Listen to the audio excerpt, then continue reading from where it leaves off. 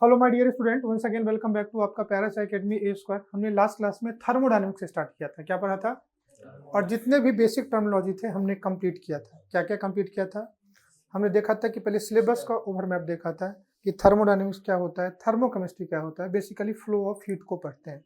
फिर thermodynamic quantity पढ़ा था, थर्मोडायनेमिक वेरिएबल पढ़ा था, कौन कौन से स्टेट फंक्शन होते हैं, कौन कौन से पाथ फंक्शन होते हैं, कौन कौन सी प्रॉपर्टी एक्सटेंसिव होती है, कौन कौन सी प्रॉपर्टी इंटेंसिव होती है। फिर हमने प्रेशर, वॉल्यूम और टेम्परेचर को देखा था कि अगर प्रेशर, वॉल्यूम, टेम्परेचर अगर चेंज होंगे तो हम समझेंगे कि कोई थर्मोडायनेमिक क्या हुआ, प्रोसेस हुआ। अगर pressure, volume and temperature change हुआ तो हम कह सकते हैं कि थर्मोडायनेमिक प्रोसेस हुआ। इतनी चीजों को देख लिया था। आज के क्लास में हम लोग थर्मोडायनेमिक प्रोसेस पढ़ने वाले हैं। क्या पढ़ने वाले हैं? Thermodynamic process. थर्मोडायनेमिक प्रोसेस तभी होगा जब किसी सिस्टम का या तो प्रेशर चेंज होगा, या वॉल्यूम चेंज होगा, या तो टेम्परेचर चेंज होगा, या आगे देखेंगे हीट चेंज होगा। फिर इसी के लिए हमने पढ़ा था सिस्टम होता है, सराउंडिंग होता है। सिस्टम एंड सराउंडिंग को क्या सेपरेट करता है? बाउंड्री।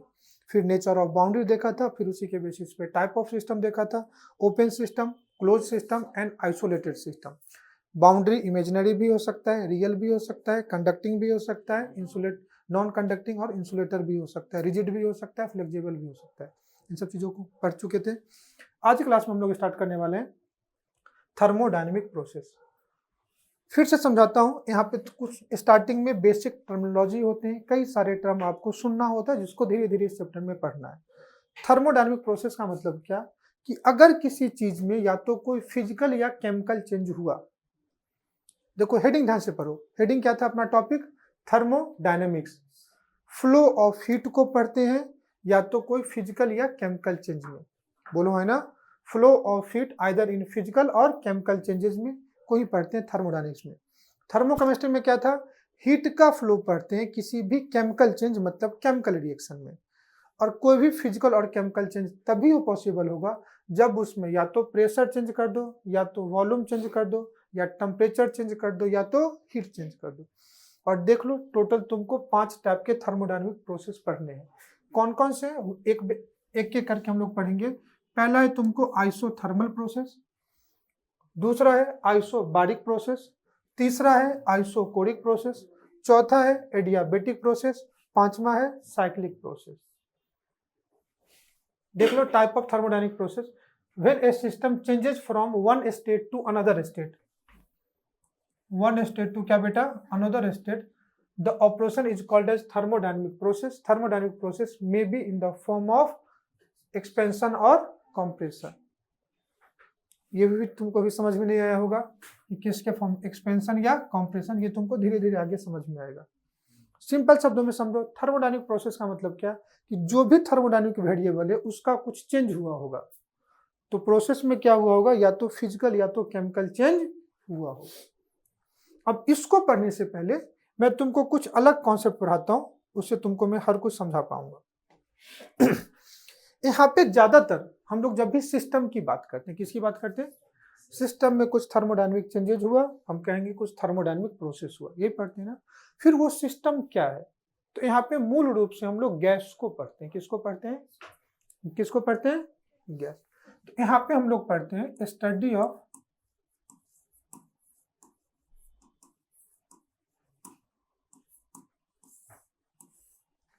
ऑफ गैस को पढ़ते हैं।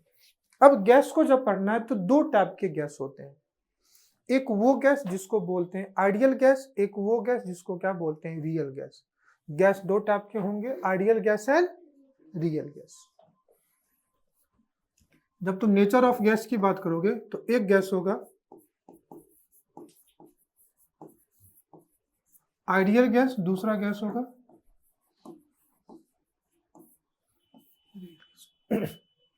आइडियल और रियल गैस की अगर बात करोगे तो पहले एक चैप्टर था जो क्लास 11 सीबीएसई में पढ़ना था, स्टडी ऑफ गैस या state of matter. Class 11th में एक टॉपिक था स्टेट ऑफ मैटर या स्टडी ऑफ गैस, जो अभी नए सिलेबस से हटा दिया गया। उसके कुछ पार्ट को अलग अलग चैप्टर में उसको पढ़ना है। ये पार्ट पहले हम लोग वहां पे पढ़ते थे, अभी मैं तुमको थर्मोडायनेमिक्स में पढ़ा देता हूँ। रियल और आइडियल गैस में सबसे बड़ा डिफरेंस क्या है कि कोई भी चीज आइडियल होता नहीं है, कोई भी चीज आइडियल होता नहीं है। और इसमें सबसे बड़ा डिफरेंस क्या है कि रियल गैस में गैस मॉलिक्यूल के बीच में कुछ ना कुछ क्या होता है, अट्रैक्शन होता है। केमिकल बॉन्डिंग पढ़ चुके हो, अगर कोई भी काइंड ऑफ अट्रैक्शन नहीं है तो उस अट्रैक्शन को बोलते हैं वंडर वॉल ऑफ अट्रैक्शन, जो इनर्ट गैस में होता है। बाकी में या तो कोवेलेंट, आयनिक, मेटेलिक, ये सब कुछ ना कुछ तो होता हो। लेकिन ऐसा कोई भी गैस नहीं है इस नेचर में जिनके बीच में कुछ इंटरेक्शन नहीं हो। लेकिन कहता है जो आइडियल गैस होते हैं उनके बीच में कोई इंटरेक्शन नहीं होते, आइडियल है, मुंह माया से पड़े, बोलो ना। तो रियल गैस जैसा कुछ होता नहीं है। तो अपने को पढ़ना कौन सा गैस है, आइडियल गैस। कौन सा गैस पढ़ना है? अब आइडियल गैस की अगर बात करोगे तो इसके लिए 2-3 चीजें तुम्हें पता होनी चाहिए।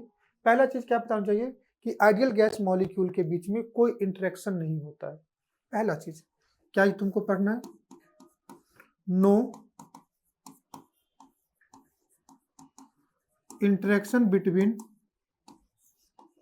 Gas molecules. इस गैस मॉलिक्यूल के बीच कोई इंटरेक्शन नहीं हो। दूसरा, इस गैस मॉलिक्यूल का अपना कोई भी वॉल्यूम नहीं होता है। इस गैस मॉलिक्यूल का अपना कोई वॉल्यूम नहीं होता है। जैसे कोई अगर पिस्टन में कोई गैस रखा, आइडियल गैस है, तुम उसको कंप्रेस करोगे तो वो पूरी तरह कंप्रेस हो जाएगा। मतलब गैस मॉलिक्यूल का खुद अपना कोई वॉल्यूम नहीं होता है। लेकिन रियल गैस मॉलिक्यूल का कुछ ना कुछ अपना वॉल्यूम तो होगा। हर गैस की कुछ ना कुछ डेंसिटी है, कुछ ना कुछ मास, तो कुछ ना कुछ वॉल्यूम होगा। आइडियल गैस मॉलिक्यूल का कुछ अपना वॉल्यूम, मतलब आइडियल गैस मॉलिक्यूल कोई अपना स्पेस ऑक्यूपाई नहीं करता।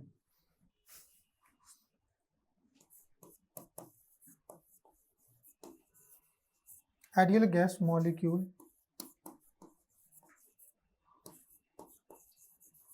ऑक्यूपाई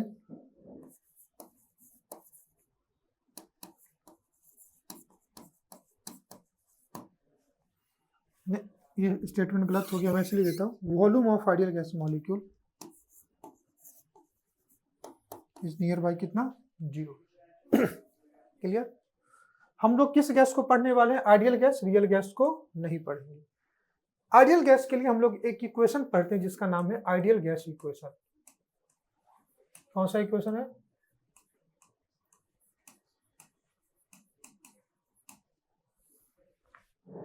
जो आइडियल गैस के लिए एलिजिबल होता है, रियल गैस पे ये एलिजिबल नहीं होगा। क्या इक्वेशन होता है? इस इक्वेशन का नाम है PV इक्वल टू nRT। एक आइडियल गैस इक्वेशन होता है PV इक्वल टू nRT। ये कई जगह लगेगा, ऐसे याद रख लेना। कहाँ से आया उस डेरिवेशन को भी नहीं पढ़ा रहा हूं मैं, इतना याद रखोगे हो जाएगा। अब रुक करके समझ लो, P क्या है?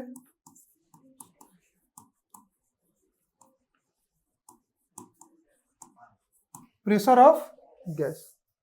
प्रेशर है तो कुछ ना कुछ यूनिट होगा। हम लोग प्रेशर को यहाँ पे लेते हैं एटमॉस्फेयर में, ATM। इसमें कोई संदेह? तुम कहोगे नहीं। V क्या है? वॉल्यूम किसका? अब याद रखना आज से, वॉल्यूम ऑफ गैस कुछ नहीं होता है। Volume of gas is nothing but volume of container. समझो ये एक कंटेनर है, ध्यान से समझ लो, गैस की प्रॉपर्टी समझ जाओगे तो इसका वॉल्यूम V है। मान लो एक कंटेनर है, समझो हमने ये एक कंटेनर लिया, साइज में डिफरेंस दिख रहा है वॉल्यूम में, और इसका वॉल्यूम V डैश है। इसमें मैं भी 1 मोल ऑफ गैस डालता हूं। कितना डाल दूं? 1 मोल गैस। और इसमें भी क्या डाल दूं? दोनों में मैं डाला 1 मोल ऑफ गैस। अब बताओ, गैस का क्वांटिटी तो सेम है, 1 मोल 1 मोल। ऊपर वाला गैस कितना वॉल्यूम ऑक्यूपाई करेगा? V volume. नीचे वाला भी gas V dash volume. Gas हमेशा अवेलेबल वॉल्यूम को क्या करता है? ऑक्यूपाई करता है। इसलिए हम लोग बोलते भी हैं volume of gas is nothing but volume of container. Gas को जितना वॉल्यूम अवेलेबल कराओ, गैस हमेशा उस वॉल्यूम को क्या करता है? ऑक्यूपाई करता है। तो यहाँ पे वॉल्यूम ऑफ क्या होगा? कंटेनर, जिस कंटेनर में गैस को हम रखते हैं। वॉल्यूम ऑफ कंटेनर किस में लेंगे? लीटर में। एन क्या है? जिसको हम लोग बोलते हैं अमाउंट ऑफ गैस या क्वांटिटी ऑफ गैस, और मूल रूप से ये अमाउंट को मोल में रिप्रेजेंट करते हैं, जिसको हम लोग बोलेंगे नंबर ऑफ मोल ऑफ क्या बेटा? गैस। यूनिट क्या हो जाएगा? मोल। क्या इसमें कोई दिक्कत? नेक्स्ट क्या है? टी। टेम्परेचर, मतलब गैस को आप किस टेम्परेचर पे रखते हो, और टेम्परेचर को हमेशा मैं किस में लेता हूँ, केल्विन स्केल। कहीं पे टेम्परेचर अगर क्वेश्चन में डिग्री सेंटीग्रेड में गिवन भी है डिग्री सेंटीग्रेड, तो you will add 273 and you will get temperature in अब एक ही चीज बचा, क्या, आर। उस आर को हम लोग बोलते हैं गैस कांस्टेंट। अब इस आर को हम लोग बोलते हैं आइडियल गैस कांस्टेंट, या ज्यादातर मूल रूप से हम लोग इसको क्या बोलते हैं, कांस्टेंट ही बोलते हैं, इसमें कोई दिक्कत। अब ध्यान से देखो, P V is equal to, तो आर इज इक्वल टू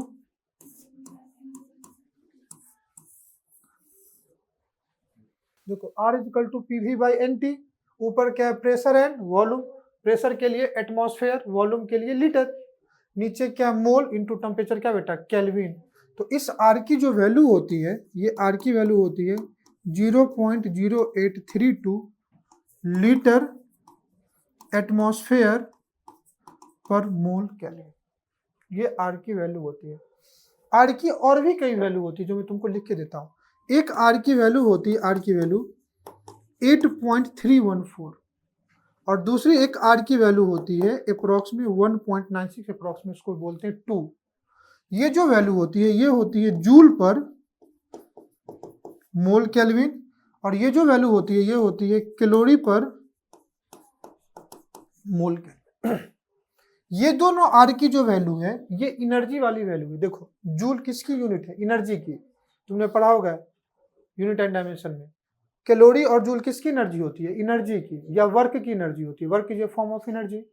तो ये एनर्जी वाली वैल्यू जब एनर्जी आएगा तभी लगाएंगे, और कभी भी पी भी इक्वल टू एनआरटी लगाओगे तो हमेशा तुमको ये वैल्यू लगाना है। तो ये यूनिट किसकी वाली है,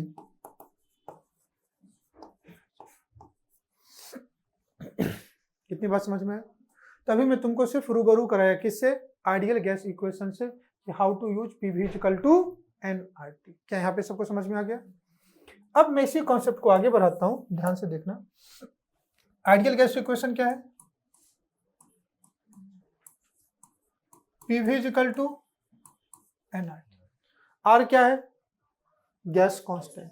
हम लोग स्टडी किसको जा रहे हैं, गैस। तो पहले चीज गैस के बारे में हमने एक चीज पढ़ी, इंपॉर्टेंट प्रॉपर्टी गैस की।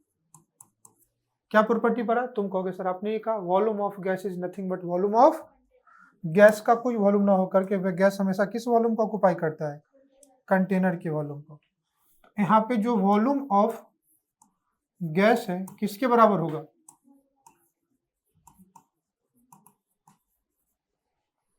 वॉल्यूम ऑफ कंटेनर के बराबर होगा।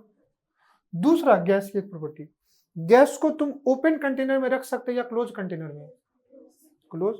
अरे देखो ना, घर पे सिलेंडर की टंकी के रेगुलेटर को बंद करके रखते हो या खुला रखते हो, बैलून में हवा भरने के बाद उसको बांधते हो या फिर ऐसे खुला रखते हो, क्यों, क्योंकि गैस को तभी स्टोर कर सकते हो जब कंटेनर क्या है, बंद है। अगर कंटेनर ओपन होगा तो गैस को तुम प्रिजर्व नहीं कर सकते हो, इतना तो समझते हो।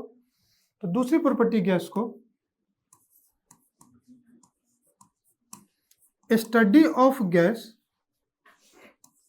इज पॉसिबल इन क्लोज्ड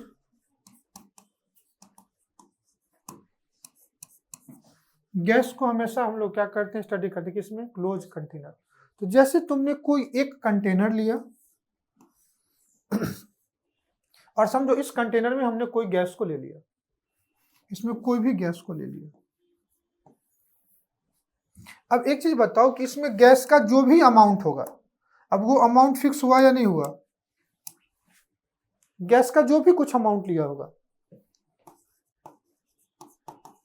कोई भी अमाउंट ऑफ गैस, ध्यान से समझना, इन्हीं अमाउंट ऑफ गैस लिया, और जब इस कंटेनर को बंद कर दिया तो जितना गैस आना था आ गया ना। तो क्या ये गैस का अमाउंट चेंज होगा या नहीं होगा, नहीं होगा। जब भी हम गैस को स्टडी करेंगे तो कंटेनर को क्या करेंगे, क्लोज करेंगे, और जैसे ही हमने कंटेनर को क्लोज किया अमाउंट ऑफ गैस हमेशा क्या हो गया, कांस्टेंट। बोलो हाँ ना। तो इस केस में for a close container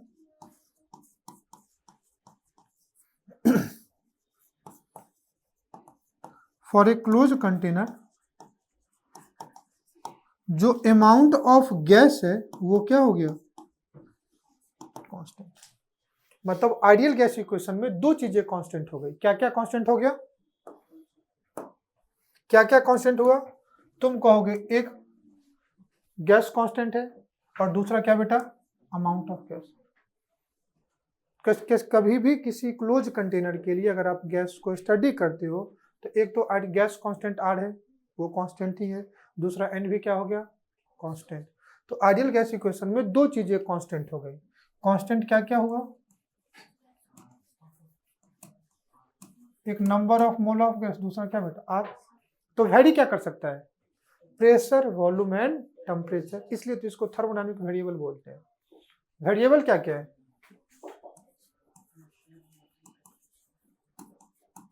variable क्या है, प्रेशर, वॉल्यूम एंड, क्या मेरी बात समझ में आ रही है, अरे बोलो। तो इस इक्वेशन में जब मैं इस इक्वेशन को फिर से लिखता हूं, PV is equal to nRT, इसमें n और r तो क्या हो गया, कांस्टेंट, और तीन वेरिएबल आ गए। How many variable are present in this equation, तीन। कौन कौन सा, प्रेशर, वॉल्यूम एंड टेम्परेचर। क्या मेरी बात समझ में आ रही है? अब थ्री वेरिएबल अपने को 11-12 में पढ़ना ही नहीं है। पढ़ना है क्या थ्री वेरिएबल इक्वेशन, नहीं पढ़ना है, तुमको टू ही वेरिएबल पढ़ना है। देखो ना क्वाड्रेटिक इक्वेशन भी x² plus 5x plus constant equal to 0, two ही वेरिएबल था ना। वेरिएबल तो कितने पावर तक पढ़े थे, दो। तो अपने को क्या करना पड़ेगा, जब इस इक्वेशन को अगर स्टडी करते हैं तो एक बार दो वेरिएबल को पढ़ेंगे और तीसरे को क्या रखेंगे, कांस्टेंट। बोलो ना, है यही कर सकते हैं ना। अब टोटल नंबर ऑफ वेरिएबल कौन कौन सा है,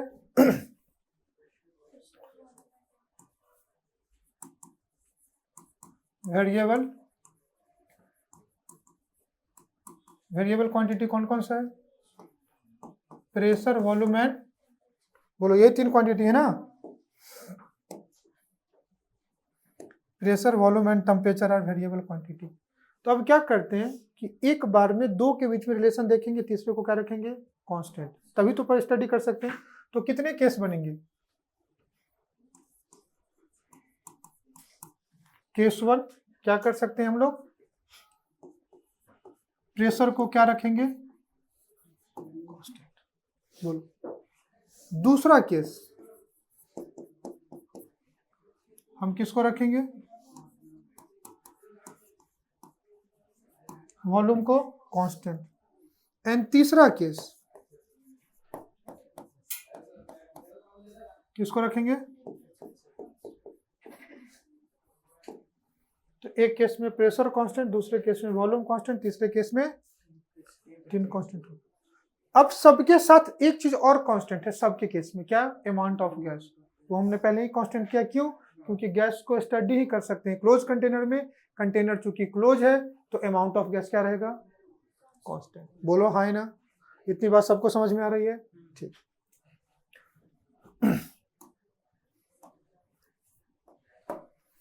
दूसरा एक और,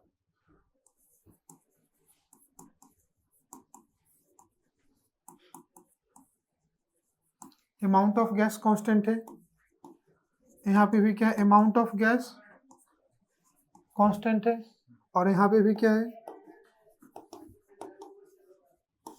अमाउंट ऑफ गैस क्या है, कांस्टेंट।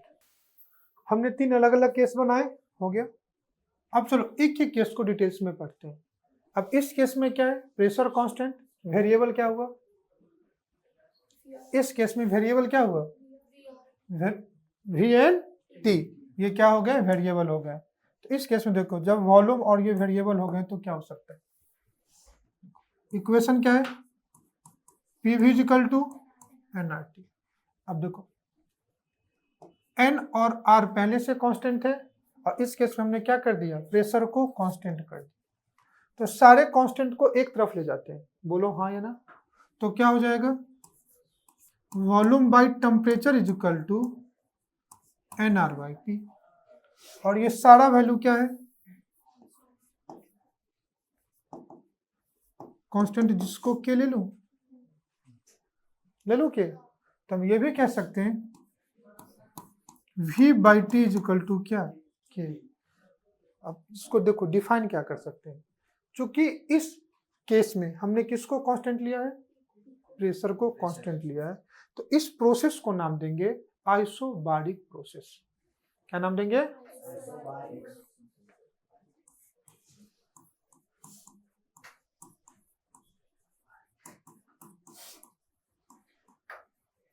क्या नाम देंगे इसको, कोई दिक्कत। अब इसको हम लोग ऐसे बोलते हैं, इसका डेफिनेशन देखोगे, for a given amount of gas at constant pressure, for a given amount of क्या बेटा, gas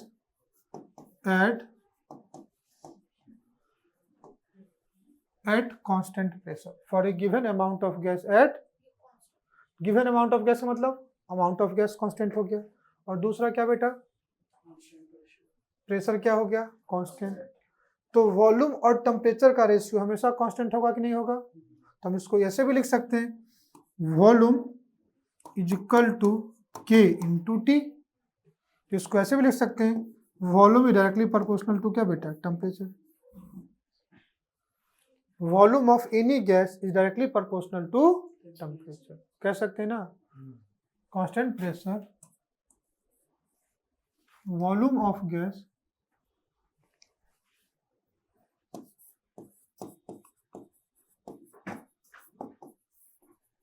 is directly proportional to क्या बेटा, बोलो हाँ या ना, और यही अपना रिलेशन हो जाएगा। तो समझो ये कोई गैस है, ये स्टेट 1 पे, इसका कुछ ना कुछ वॉल्यूम V1 होगा, टेम्परेचर कितना होगा T1, कुछ ना कुछ प्रेशर होगा, तो प्रेशर कितना होगा P1। इस पे कुछ थर्मोडायनेमिक प्रोसेस हुआ होगा, थर्मोडायनेमिक्स प्रोसेस हुआ, मतलब ये वेरिएबल चेंज किया होगा, तो हम कह सकते हैं थर्मोडायनेमिक प्रोसेस हो गया। तो अब ये गैस कहाँ पे आ गया,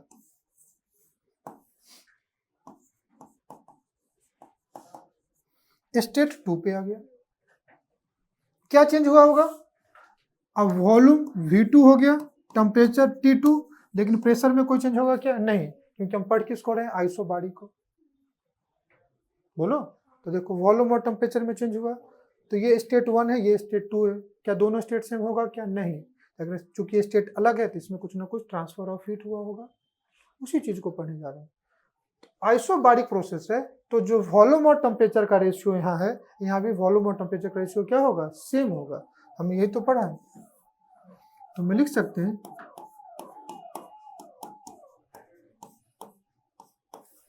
V1 by T1 is equal to V2 by T2। समझ में आइसोबारिक प्रोसेस क्लियर। अब इसी को हम लोग स्टेट ऑफ मैटर में पढ़ते, तो इसको बोलते हैं चार्ल्स लॉ। क्या बोलते हैं, चार्ल्स लॉ। तो थर्मोडायनेमिक्स में इसको प्रोसेस के नाम से पढ़ते हैं सब चीज़ को, और वहाँ पे लॉ के नाम से पढ़ते हैं। तो आइसोबारिक प्रोसेस को भी हम लोग क्या बोल सकते हैं,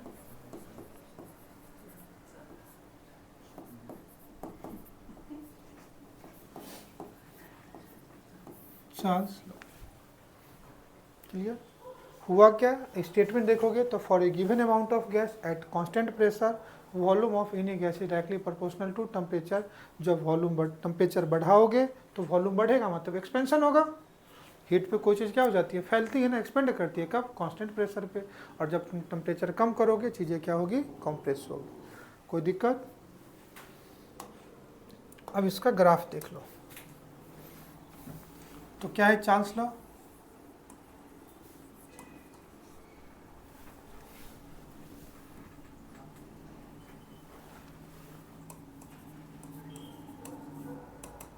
चार्ल्स लॉ या इसी को प्रोसेस में क्या बोलेंगे,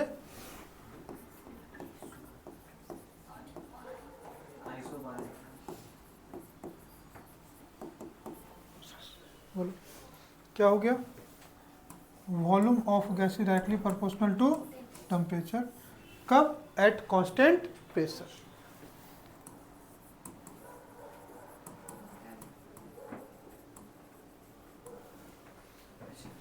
इसी प्रोपोर्शनलिटी कांस्टेंट को हटाने के लिए क्या दे दूं, V is equal to K into T.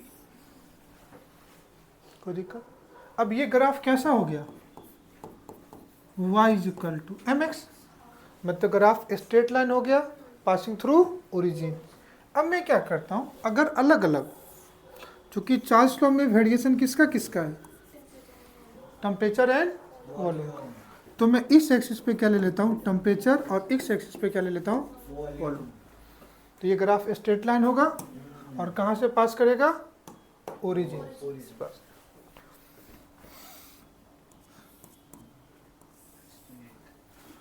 क्या ये ग्राफ आइसोथर्म को रिप्रेजेंट कर रहा है? अब इस ग्राफ पे समझने वाली बात है कि मैं दो टेम्परेचर ले लूँ, ये एक टेम्परेचर है इसको T1 ले लूँ, और ये एक टेम्परेचर है जिसको मैं T2 ले लूँ। बताओ T1 और T2 में से कौन सा टेम्परेचर ज़्यादा होगा? यही तुम्हें समझ करके बताना है कि T1 और T2 में से कौन सा टेम्परेचर ज़्यादा होगा। तो तुम कहोगे कि सर सॉरी सॉरी सॉरी हमने ग्राफ किसके बीच में ड्रॉ किया है?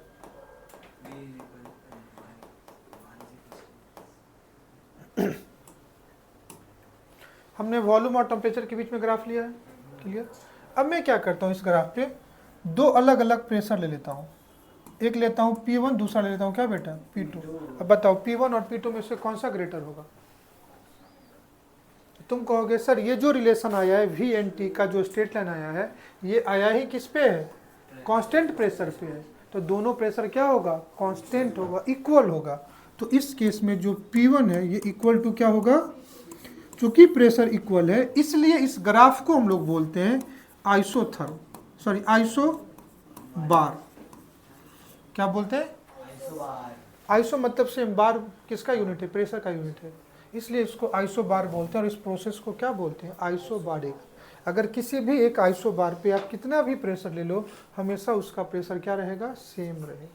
क्या मेरी बात समझ में आ रही? चलो दूसरा मैं एक ग्राफ और ले लेता हूँ।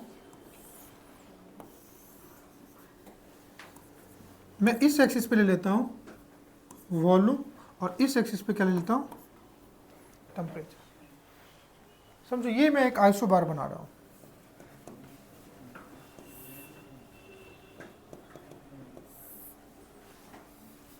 हमने दो अलग अलग आइसो बार बना दिए।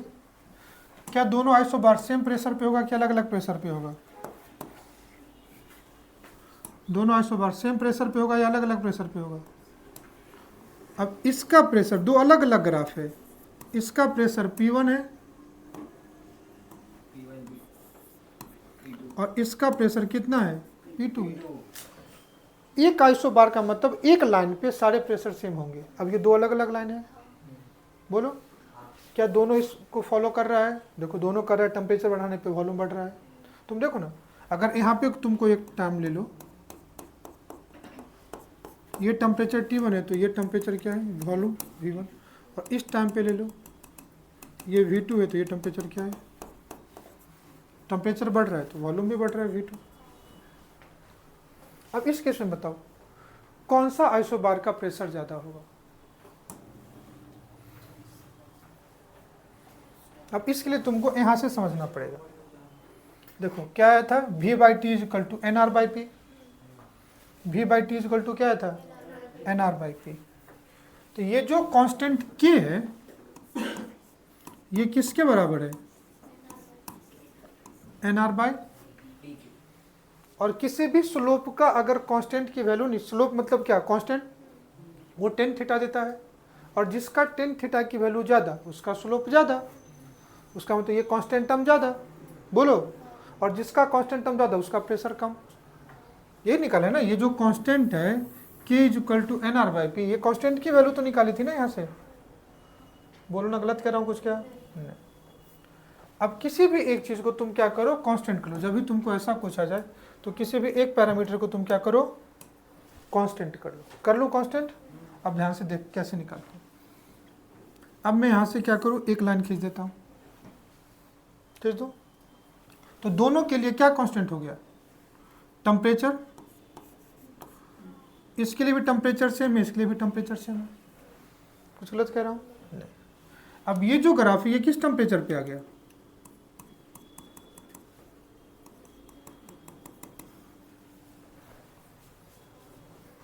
दोनों आइसोथर्म के लिए टेम्परेचर हमने सेम लिया है। अब इस टेम्परेचर पे जो P2 वाला प्रेशर था उसके लिए वॉल्यूम कितना हो जाएगा V2, और जो P1 था इसके लिए वॉल्यूम कितना हो गया V1। तुम यहाँ से भी देख सकते हो। इक्वेशन क्या है,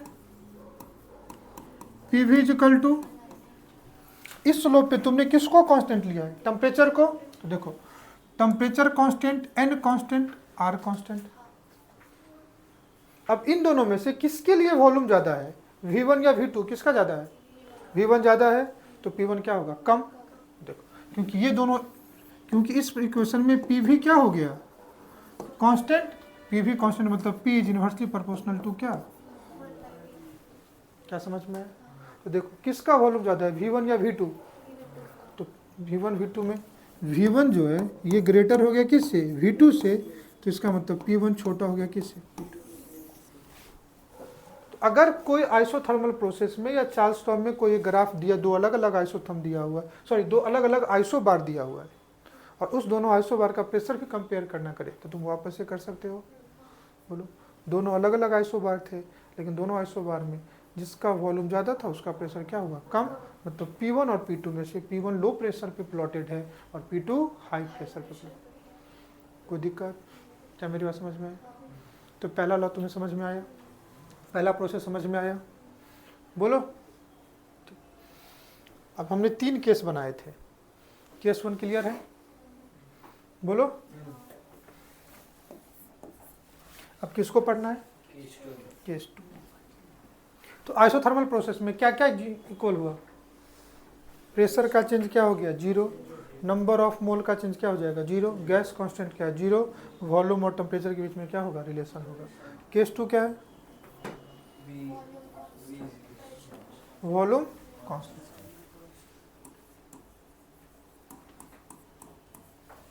हमें क्या रखना है, वॉल्यूम,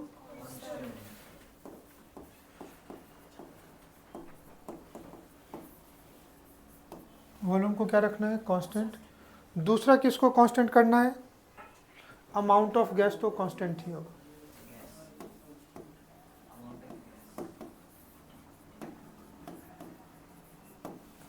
इक्वेशन क्या है, PV इक्वल टू, अब तुमको खुद से अपना दिमाग लगाने आना चाहिए।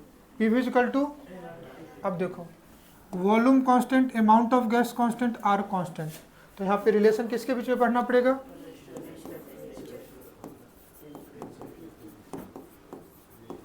रिलेशन बिटवीन क्या बेटा, प्रेशर वर्सेस क्या कुछ गलत कह रहा। और चूंकि इसमें हमने वॉल्यूम को कांस्टेंट किया है, तो इस प्रोसेस को बोलते हैं आइसोकोरिक प्रोसेस। क्या बोलते हैं, क्या मेरी बात समझ में आ रही है, अरे बोलो ना, क्या बोलेंगे इसको,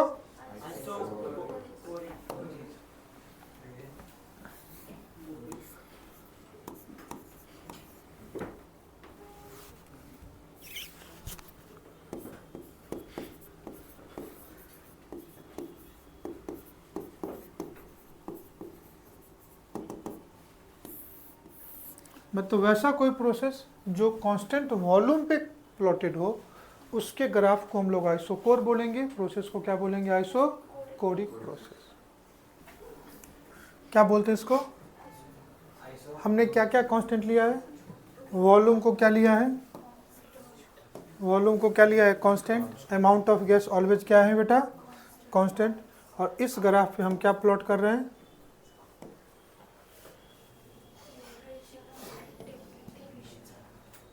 तो रिलेशन किसके किसके बीच में आएगा, प्रेशर एंड टेम्परेचर के बीच में, यहाँ पे क्या आने वाला रिलेशन, क्लियर। अब जैसे इससे पहले हमने कौन सा प्रोसेस पढ़ा था, आइसोबारिक प्रोसेस। कौन सा लॉ बोला था, चार्ल्स लॉ। इसको बोलते हैं गैलुसैक लॉ।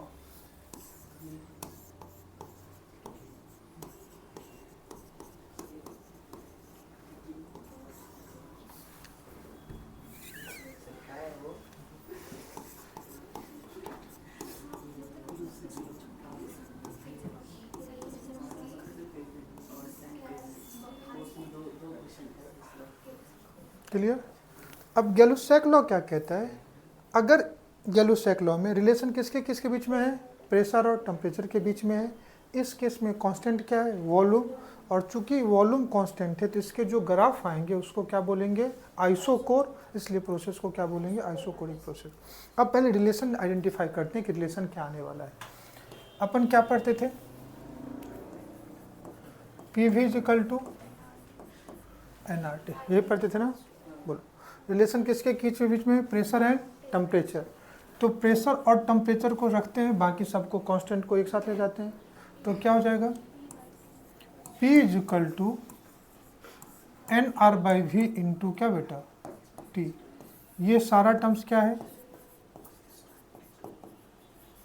कांस्टेंट। बोलो है ना।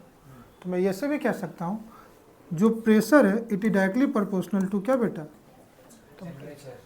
और इसी कांस्टेंट को हटाऊंगा तो क्या हो जाएगा, P is equal to K into T. इसी कांस्टेंट को के नाम दे सकता हूँ ना। इसको ऐसे भी लिख सकते हो, P बाई टी का जो रेशियो होगा हमेशा क्या होगा, कांस्टेंट के बराबर। तो व्हाट इज गैलू-सैक लॉ, कहता है for a given amount of gas at constant volume pressure of gas is directly proportional to temperature. जितना ज़्यादा टेम्परेचर बढ़ाओगे गैस का प्रेशर उतना बढ़ेगा, टेम्परेचर जितना कम करोगे गैस का टेम्परेचर उतना क्या होगा, कम होगा। तो हम लोग क्या लिख सकते हैं, for a given amount of gas at constant क्या बेटा, वॉल्यूम,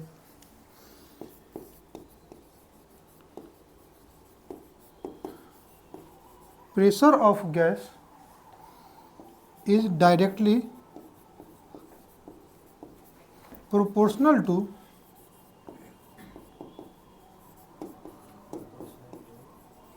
टेम्परेचर। जो प्रेशर डायरेक्टली प्रोपोर्शनल टू क्या होगा, टेम्परेचर। क्या मैं कुछ गलत कह रहा हूँ। अब चूंकि तुम टेम्परेचर बढ़ाओगे तो प्रेशर बढ़ेगा, टेम्परेचर कम करोगे तो प्रेशर कम होगा। कब, जब तुम किसको कांस्टेंट रखोगे, वॉल्यूम को कांस्टेंट रखोगे। अब इसी को समझाने के लिए मैं क्या करता हूँ, वॉल्यूम कांस्टेंट मतलब कंटेनर तो गैस से तो क्लोज ही होना चाहिए, लेकिन कंटेनर कैसा होना चाहिए, रिजिड होना चाहिए। अब बलून में जितना हवा भरोगे वो एक्सपेंड करता है, वॉल्यूम चेंज करता है। तो ये कब हो सकता है, जब कोई क्लोज रिजिड कंटेनर हो। तो कंटेनर कैसा होना चाहिए, क्लोज एंड क्या होना चाहिए, इस क्लोज एंड रिजिड टेम्परेचर में अगर तुम इसमें कोई क्या डाल देते हो, गैस, और अगर तुम इसका टेम्परेचर बढ़ाओगे, हीट करोगे, तो गैस एक्सपेंड करेगा, वॉल्यूम तो बढ़ेगा नहीं, तो उस केस में क्या होगा, प्रेशर बढ़ेगा। बोलो है ना। तो अगर तुम टेम्परेचर बढ़ाओगे तो इसका प्रेशर क्या होगा, बढ़ेगा। क्या मेरी बात समझ में आ रही है, हाँ या ना। अब मैं तुमको एक प्रोसेस करके दिखा देता हूँ। समझो ये कोई एक स्टेट है,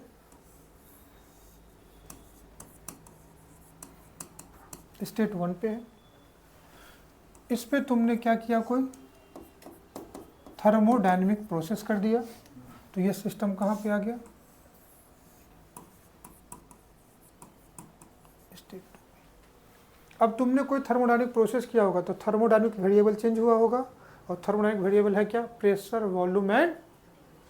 तो इस केस में pressure P1, volume V1, temperature T1। अब देखो हमने कांस्टेंट किसको किया, वॉल्यूम को, तो क्या वॉल्यूम में चेंज होगा क्या, नहीं। तो वॉल्यूम अभी भी कितना होगा, V1 ही होगा। ये प्रेशर कितना होगा, P1, P2, और टेम्परेचर कितना होगा, T2। क्या कुछ गलत कह रहा हूँ। अब इस केस में जो डेल्टा V है, डेल्टा V का मतलब चेंज इन जो वॉल्यूम है, जो इनिशियल और फाइनल वॉल्यूम सेम ही होगा ना, तो डेल्टा V की वैल्यू कितनी हो जाएगी, 0। मतलब जो वॉल्यूम इनिशियल है वही वॉल्यूम क्या है, फाइनल है।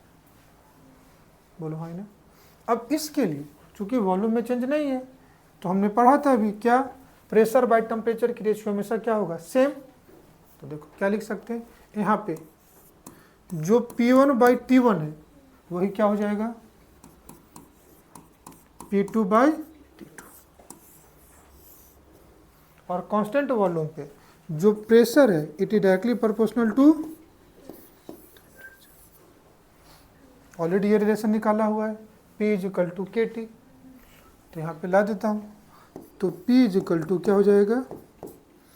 अब ये ग्राफ कैसा हो गया, तुम कहोगे सर कंपेयर कर दो, y is equal to M X, y is equal to क्या बेटा एम एक्स। ये स्ट्रेट लाइन का ग्राफ है, कहाँ से पास करेगा, ओरिजिन से, बोलो है ना। तो अब मैं क्या करता हूँ, एक ग्राफ प्लॉट करता हूँ। क्या प्लॉट करूँ, किसके किसके बीच में ना,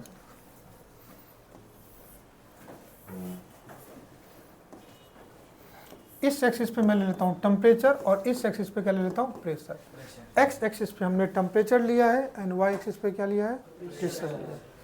pressure is equal to K into T, straight line है तो ये ग्राफ कैसा होगा, स्ट्रेट लाइन पासिंग थ्रू, यही ग्राफ होगा। अब इस ग्राफ को हमने कहाँ पे बनाया है, क्या कांस्टेंट किया है। तो अगर मैं इस पे 2 पॉइंट ले लेता हूँ, क्या ले लो इस पे 2 पॉइंट, एक पॉइंट लेता हूँ V1, दूसरा पॉइंट क्या लेता हूँ V2। बताओ V1 और V2 में से कौन ग्रेटर होगा, बता बेटा। तुम कहोगे चूंकि सर वॉल्यूम आपने कांस्टेंट लिया है तो V1 V2 की वैल्यू क्या आ जाएगी, सेम। तो ये ग्राफ ही है जिस ग्राफ का इक्वेशन इसी कंडीशन पे आया है कि जब वॉल्यूम में कोई चेंज, बोलो, इसलिए इस स्लोप का जो नाम होगा इसको क्या बोलते हैं, आइसो कोर। इस स्लोप को क्या बोलते हैं, जब तुम प्रेशर और टेम्परेचर के बीच में रिलेशन देखते हो, वॉल्यूम को कांस्टेंट रखते हो, this law is called as Gay Lussac law. और गैलुसैक लॉ का जो कर्व है उसको क्या बोलते हैं, आइसोकोर। और चूंकि ये प्रोसेस कांस्टेंट वॉल्यूम पे है, that's why this process is called as isochoric process. मैं 3 अलग अलग टर्म्स बोल रहा हूँ, एक क्या बोलता हूँ, गैलुसैक लॉ, दूसरा बोलता हूँ आइसोकोर, और तीसरा बोलता हूँ आइसोकोरिक प्रोसेस। समझ में, पक्की बात।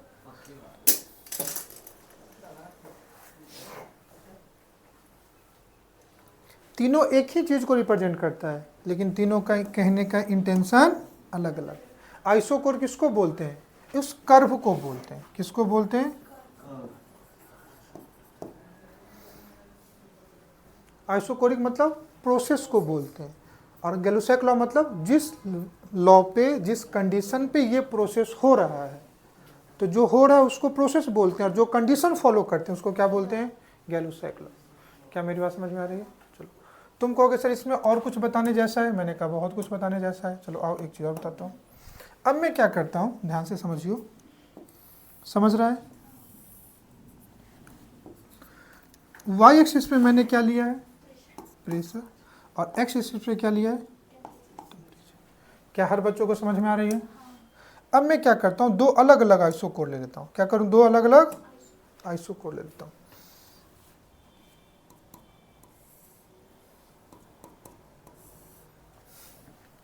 क्या दोनों सेम ही प्रेशर पे होगा या अलग अलग प्रेशर पे होगा,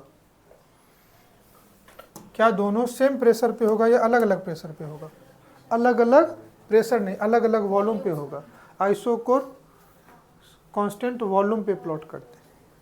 तो इस पे जो मैंने वॉल्यूम है इसको ले लिया V1, और इस पे जो वॉल्यूम है इसको क्या लिया, V2। अब तुम बताओ कि कौन सा आइसोकोर का वॉल्यूम लो होगा, कौन सा आइसोकोर का वॉल्यूम क्या होगा, ज़्यादा।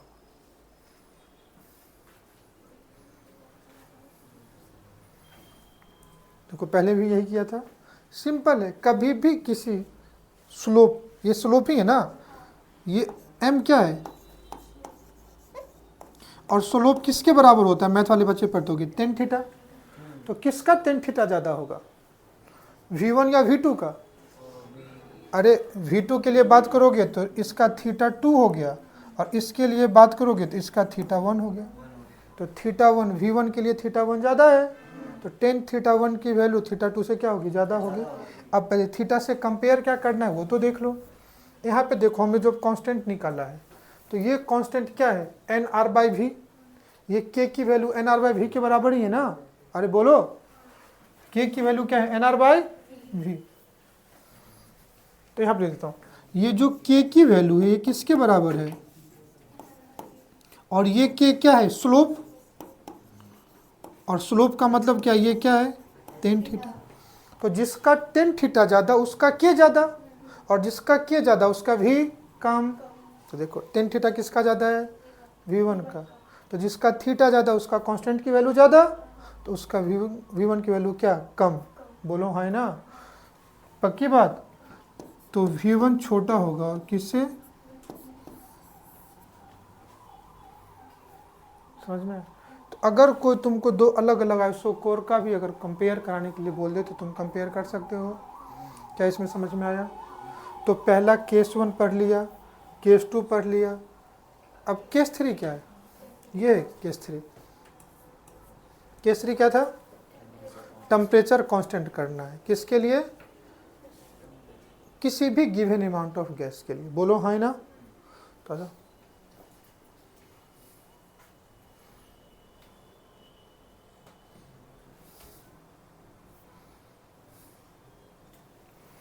केस 3,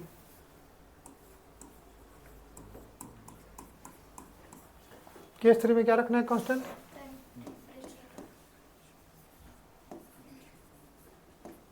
टेम्परेचर को हमने क्या किया, कांस्टेंट कर दिया। किसी भी गिवन अमाउंट ऑफ गैस के लिए मैं क्या करता हूँ, टेम्परेचर को कांस्टेंट करता हूँ।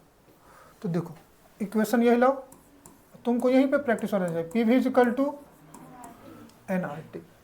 अब गिवन अमाउंट ऑफ गैस के लिए number of mole constant, R gas constant, T क्या बेटा। तो ये तीनों टर्म्स को अपने को क्या रखना है इस केस में, कांस्टेंट, जिसको क्या ले लेना है, के। तो रिलेशन किसके किसके बीच में आएगा,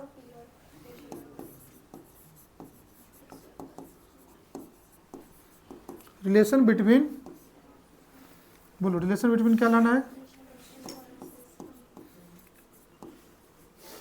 प्रेशर एंड, मतलब यहाँ पे P वर्सेस V के बीच में रिलेशन आएगा। कोई दिक्कत। जब प्रेशर एंड वॉल्यूम के बीच में रिलेशन आता है तो इसको अगर मैं नाम दूं तो इसको हम लोग नाम देते हैं बॉयल्स लॉ। देखो बॉइलिंग किससे रिलेटेड है, टेम्परेचर, और हमने कांस्टेंट किसको किया है, टेम्परेचर को। तो इस लॉ को क्या नाम देंगे, Boyle's law.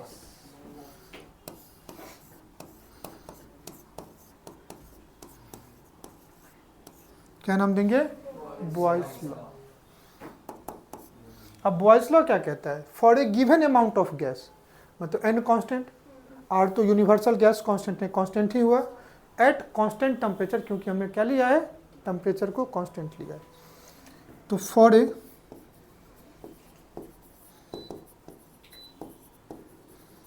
Given amount of क्या बेटा, गैस एट कांस्टेंट, बोलो हाँ ही ना। अब ध्यान से देखो, अब रिलेशन किसके किसके बीच में आएगा, P एंड V। तो PV की वैल्यू क्या हो गई, कांस्टेंट, कांस्टेंट का मतलब K। बोलो ये हो सकता है ना। तो क्या हो गया, P is equal to K by V, और K तो क्या है, कांस्टेंट। तो मैं इसको ऐसे भी लिख सकता हूँ, P is directly proportional to 1 by V। जो P है वो किसके इनवर्सली प्रोपोर्शनल होगा,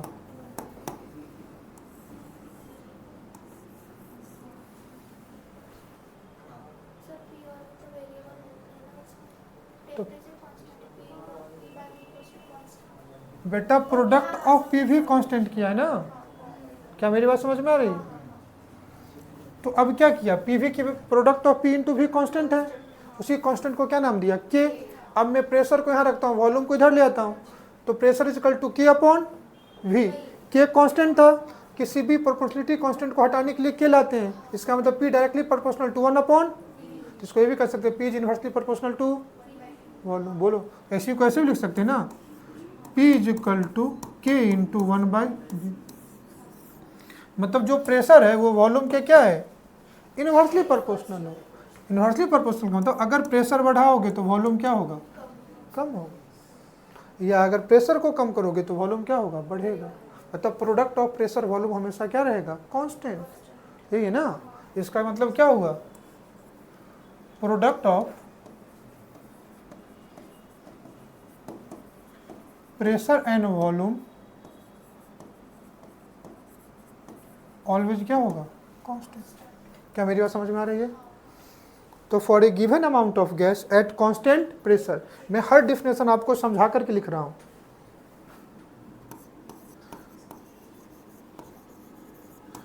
pressure of gas is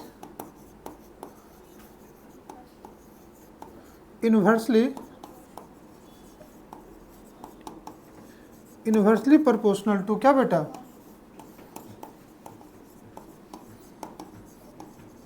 inversely proportional to क्या बेटा, volume of gas, that is called as Boyle's law. क्या मेरी बात समझ में आ रही है? इसमें कोई दिक्कत नहीं, ये रिलेशन आ गया। चलो पहले एक प्रोसेस करके दिखाता हूँ, फिर आगे इसके ग्राफ पे आएंगे। समझो ये कोई एक प्रोसेस है जो स्टेट 1 पे होगा, तो इसका कुछ ना कुछ अपना प्रेशर होगा, वॉल्यूम होगा, टेम्परेचर होगा। बोलो है ना, तो भी कुछ बोल ले बेटा। तो इसका अपना क्या होगा, P1, V1 एंड T1। क्या देख पा रहे हो? इस पे तुमने क्या किया, कोई थर्मोडायनामिक प्रोसेस किया, तो ये कहाँ गया,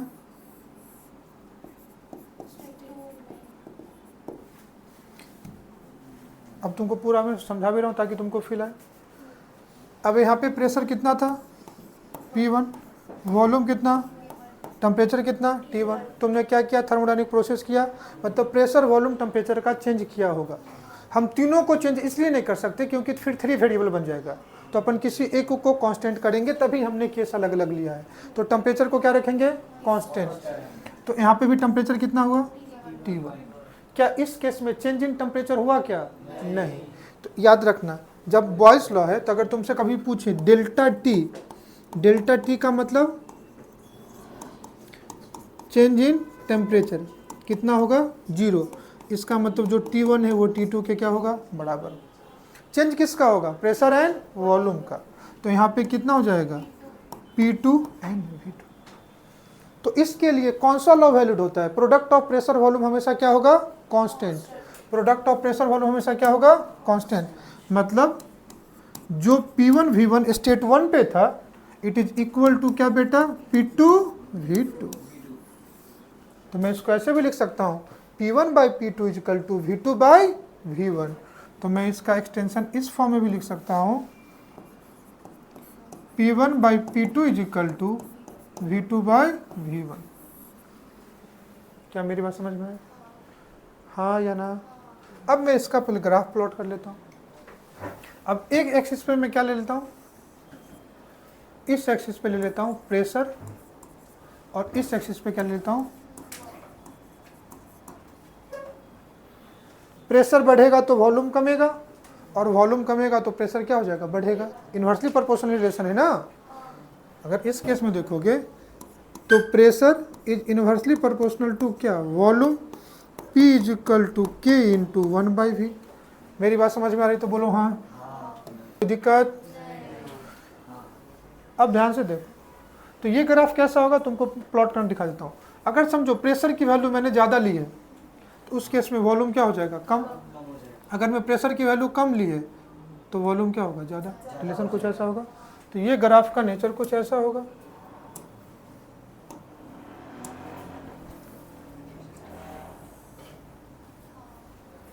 तुमको ग्राफ एक्सप्लेन करके दिखा देता हूँ, ग्राफ तो कैसे एक्सप्लेन करते हैं।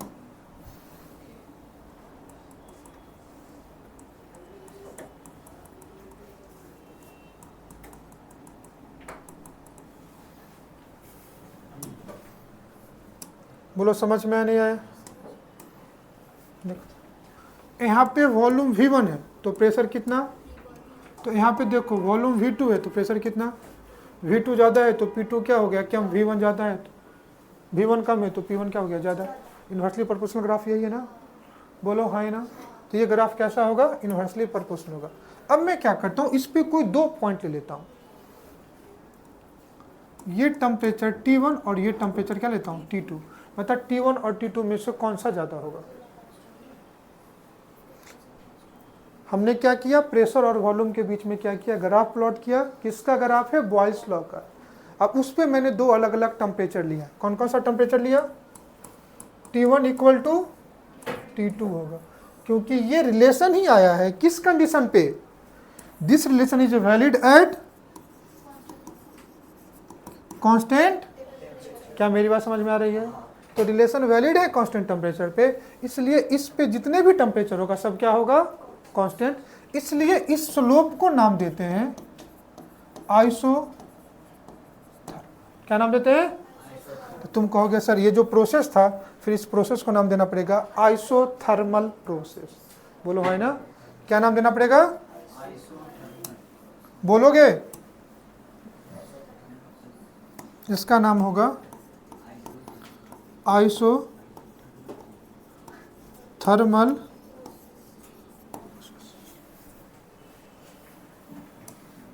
बोलो। इस प्रोसेस का नाम क्या होगा, एंड प्रोसेस इज कॉल्ड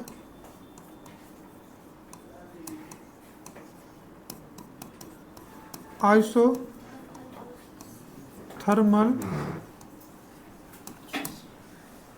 बोलो है ना।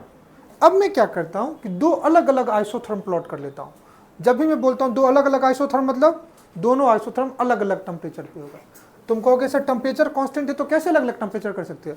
समझो ये तुमने थर्मोडायनामिक प्रोसेस किया होगा टेम्परेचर 25 डिग्री सेंटीग्रेड पे, ये दूसरा बच्चा इसी प्रोसेस को प्रेशर वॉल्यूम को चेंज करेगा 40 डिग्री सेंटीग्रेड पे, तो भी तो चेंज होगा ना। बोलो है ना। तो किस कांस्टेंट टेम्परेचर पे तुम चेंज करते हो, उसी कांस्टेंट टेम्परेचर को चेंज कर रहे हैं। समझो ये रूम टेम्परेचर 26 है, तो इस प्रेशर वॉल्यूम का चेंज हम 26 पे देख रहे हैं। कोई बच्चा धूप में जाकर के देख रहा होगा 42 पे, तो वहाँ पे भी तो प्रेशर वॉल्यूम का चेंज होगा। तो दोनों केस में जो आइसोथर्म प्लॉट होगा वो दो अलग अलग टेम्परेचर पे होगा। किस पे होगा प्लॉट होगा बेटा,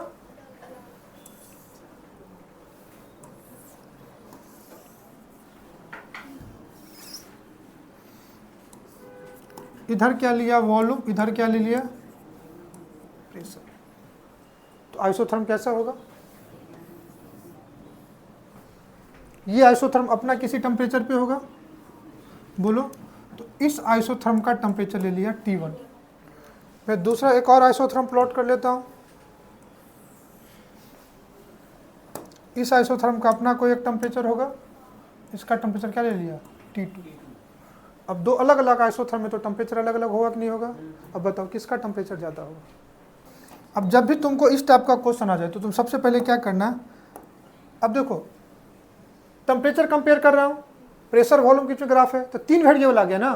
तुम वापस से किसी एक को कांस्टेंट करोगे, क्या करोगे किसी एक को। अब मैं क्या किया, दोनों के लिए वॉल्यूम कांस्टेंट कर दिया। क्या कर दिया, अब देखो इस पॉइंट पे इसके लिए भी वॉल्यूम भी है और इस पॉइंट पे इसके लिए वॉल्यूम भी है। तो अब तुम क्या करोगे, वॉल्यूम कांस्टेंट किया तो दोनों के लिए प्रेशर निकाल लो। क्या निकालोगे, और इसको तुम अगर PDF से लिखोगे तो तुमको समझ में आएगा कि मैंने क्या समझाया है। इसे लेक्चर सुन करके लिखो, बार बार बोलता हूँ। अब चूंकि देखो ये टेम्परेचर T1 पे था तो इसके लिए प्रेशर कितना आ गया P1, और ये टेम्परेचर T2 पे था तो इसके लिए प्रेशर कितना आ गया। हमने दोनों के लिए क्या कांस्टेंट किया है, वॉल्यूम। लगा दो, कुछ याद नहीं है तो PV इक्वल टू, देखो N कांस्टेंट R कांस्टेंट, अभी क्या किया कांस्टेंट। तो देखो जिसके लिए प्रेशर ज़्यादा उसके लिए टेम्परेचर ज़्यादा ना। तो कांस्टेंट वॉल्यूम पे pressure is directly proportional to, कब, जब कांस्टेंट क्या किया, देखो एक लाइन खींच करके हमने वॉल्यूम को कांस्टेंट किया। वॉल्यूम कांस्टेंट का मतलब दोनों आइसोथर्म के लिए वॉल्यूम हमने क्या किया, कांस्टेंट किया। तो देखो किसका प्रेशर ज़्यादा है, P2 ज़्यादा है, बोलो भाई ना। तो P2 greater than P1, that means T2 greater than, क्या मेरी बात समझ में आ रही तो बोलो हाँ। कोई दिक्कत है, इस टाइप से तुम कंपेयर कर सकते हो। तो टोटल थर्मोडायनामिक प्रोसेस तुम्हें कितना पढ़ना था, 5, जिसमें से मैंने तुमको 3 पढ़ाए। अब मैं तुमको रिकॉल कराता हूँ, ध्यान से देखना क्या क्या पढ़ाया।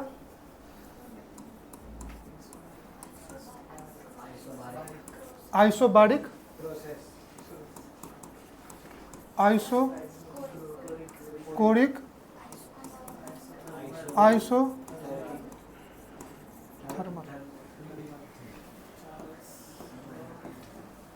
प्रोसेस बोलो है ना। अगर नेम वाइज देखो तो सबसे पहले को कौन सा लॉ,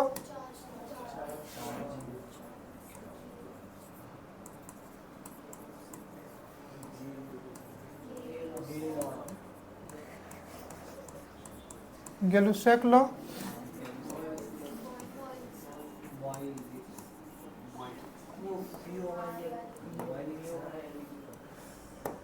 कोई दिक्कत नहीं। अब आ जाओ आइसोबारिक में क्या कांस्टेंट, वॉल्यूम कांस्टेंट। आइसोबारिक में pressure constant, volume constant, Boyle's law में टेम्परेचर कांस्टेंट। क्या इसमें कोई दिक्कत? प्रेशर कांस्टेंट, वॉल्यूम कांस्टेंट, क्या बेटा टेम्परेचर कांस्टेंट, ये हम तीनों पढ़ चुके हैं। अब इस केस में हम लोग लगाते हैं कि अगर टेम्परेचर कांस्टेंट है तो रिलेशन क्या आया था, P1 V1 is equal to, ये महत्वपूर्ण है बोलो। इस केस में वॉल्यूम कांस्टेंट था तो क्या आ गया था, P1 by T1 is equal to P2 by T2। Recall कर लो बेटा अगर याद नहीं आ रहा तुमको तो 2 पेज पलटो और जाकर के देखो। इस केस में देखो प्रेशर कांस्टेंट है V1 by T1 is equal to V2 by T2। क्या मेरी बात समझ में आ रही है? हाँ। ये 3 रिलेशन हमने देखा था। आइसोबारिक प्रोसेस में जो ग्राफ आए थे कर्व उसको बोलते थे आइसोबार। तो यहाँ पे रिलेशन किसके किसके बीच में था, ऑलरेडी ये वॉल्यूम एंड टेम्परेचर के बीच में बोलो। तो यहाँ पे जो रिलेशन था ये वॉल्यूम वर्सेस क्या बेटा टेम्परेचर। यहाँ पे जो रिलेशन था वो प्रेशर वर्सेस, और यहाँ पे जो रिलेशन था वो प्रेशर वर्सेस वॉल्यूम। इसके जो कर्व थे उसको बोलते थे देखो आइसोथर्म, इसके कर्व को बोलते थे आइसोकोर, इसको थर्म को क्या बोलते थे आइसोबार। बोलो हाँ या ना। एक और प्रोसेस है जो मैं तुमको बता देता हूँ, ये तुमको डिटेल्स में पढ़ना था। और ये तीनों प्रोसेस जो मैं तुमको पढ़ाया है, Charles law, Gay Lussac law and Boyle's law, ये टॉपिक यहाँ का नहीं था, ये टॉपिक था स्टेट ऑफ मैटर का टॉपिक था,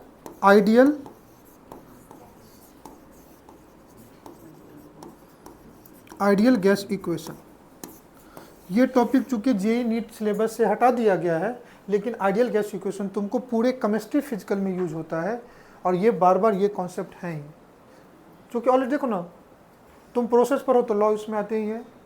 अब आइडियल गैस इक्वेशन को तुम्हें यूज करना आना चाहिए, किसके लिए मैंने क्या बताया, क्या क्या यूज हो सकता है। बेटा ध्यान दे, PV इज इक्वल टू क्या लगाना है nRT, बस इस इक्वेशन को ध्यान में रखना और इस चीज़ को यूज करना। की पॉइंट वही है, यहाँ पे R की 3 अलग अलग वैल्यू है। जब भी PV is equal to nRT लगेगा तो R का लीटर एटमॉस्फेयर वाला वैल्यू लेना, 0.08 इसकी वैल्यू होती है। बाकी जूल या कैलोरी में इसकी एनर्जी वाली वैल्यू लेना, अगर यूनिट एनर्जी की जूल में है तो 8.3 वाला लेना, कैलोरी में है तो वैल्यू 2 वाला लेना। समझ में? तीसरा एक और प्रोसेस है जो यहाँ पे आके मेनली हम लोग सीखते हैं थर्मोडायनेमिक्स में, that process is called as adiabatic process. कौन सा प्रोसेस?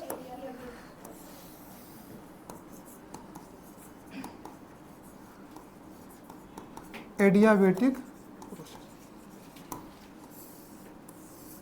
ये जो 4th प्रोसेस है, 3 तो पढ़ लिया। अब देखो इसमें से तो 3 ही कांस्टेंट होना था, एक एक करके कांस्टेंट कर लिया। एडियाबेटिक प्रोसेस में हीट कांस्टेंट होता है। क्या कांस्टेंट होता है? बस तुम्हें पता होना चाहिए कहाँ क्या कांस्टेंट। तो इस केस में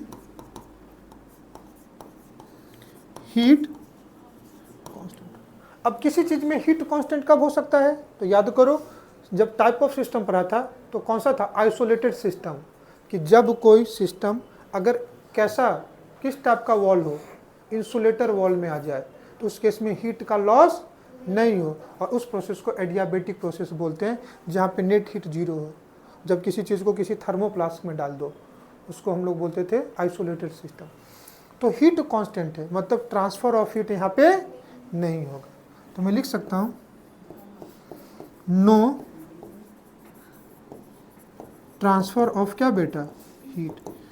तो डेल्टा क्यू की जो वैल्यू होगी क्या हो जाएगी, 0, मतलब इसमें हीट ट्रांसफ़र नहीं होगा। और जो से किसी गर्म चाय को किसी थर्मोफ्लास्क में रख दो तो चाय गर्म ही रहती है, उस टाइप का कंटेनर होगा। फिर कहोगे सर यहाँ पे ये 0 हो गया, रिलेशन किसके किसके बीच में आएगा, तो देखो याद रखना आइसोथर्मल और एडियाबेटिक एक दूसरे से काफ़ी सिमिलर होता है। आइसोथर्मल में क्या कांस्टेंट होता है, टेम्परेचर कांस्टेंट होता है, पी भी कांस्टेंट हो जाता है, मतलब product of pressure volume constant होता है। यहाँ पे जो होता है बेटा P V to the power gamma constant होता है। फिर एक नया बला आ गया ना गामा, इस गामा को बोलते हैं पॉइजन्स रेशियो। क्या बोलते हैं, आगे हम लोग पढ़ेंगे। और देखो सिमिलर है ये दोनों, P V constant, P V to the power gamma constant. तो गामा को हम लोग बोलते हैं पॉइजन्स, ये हम लोग आगे पढ़ेंगे। क्लियर है। तो जितने टाइप के थर्मोडायनेमिक प्रोसेस थे टोटल 5 थे, आइसोकोरिक, आइसोबारिक, आइसोथर्मल जो डिटेल्स में पढ़ने थे, एडियाबेटिक जिसमें हीट कांस्टेंट होगा, क्या कांस्टेंट होगा, हीट कांस्टेंट होगा, तो हीट का कोई एक्शन नहीं होगा, डेल्टा क्यू 0 होगा। और फिर एक प्रोसेस आएगा साइक्लिक प्रोसेस, किसको बोलेंगे साइक्लिक प्रोसेस, वैसा कोई प्रोसेस सिस्टम जहाँ से स्टार्ट हो वहीं आकर के कंप्लीट हो जाए, उस प्रोसेस को क्या बोलेंगे, साइक्लिक प्रोसेस। हम लोग इसी कहानी को अगले क्लास में स्टार्ट करेंगे। आई होप आज का सारा लेक्चर आपको समझ में आया होगा। बोल बेटा, इसमें कोई दिक्कत, तो मैंने लास्ट पेज पे ऑलरेडी आपको समराइज करके बताया भी है। एक बार किस प्रोसेस में क्या कांस्टेंट, किसके बीच में क्या रिलेशन, आप इतना देख करके आइएगा। हम इस पे बेस्ट पहले क्वेश्चन करेंगे, फिर टॉपिक को आगे बढ़ाते हैं। Thanks for today, bye bye and thank you all of you.